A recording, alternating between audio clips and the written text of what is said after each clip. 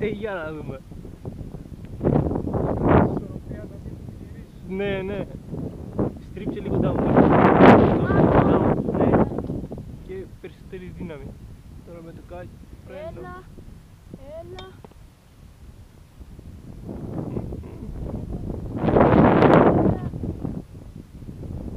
Τώρα με το φρένο έτσι το.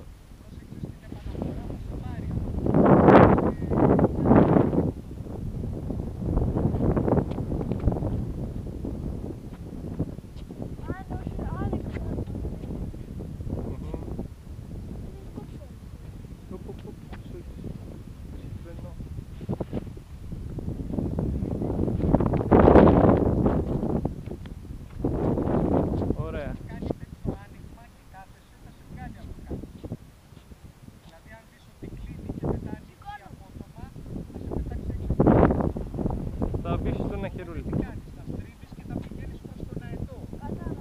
Άμα γίνει έτσι πατσαβούρι, άμα γίνει έτσι πατσαβούρι, γιατί μετά όταν τεντώσει θα τραβήξει απότομα, πρέπει εσύ να στρίβεις να πηγαίνεις προς τον αετό. Γιατί άμα στρίβεις από την άλλη θα σε πετάξει από το κάθισμα, θα σε βγάλει απ' έξω.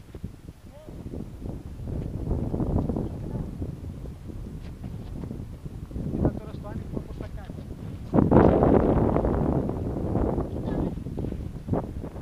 Εντάξει, καλά είναι, καλά είναι. Το πάνησα κανένα δύο φορές τον άλλον, είναι πολύ γρήγορο για μένα, δεν μπορώ να το. Ναι, ναι, είναι για νευρικό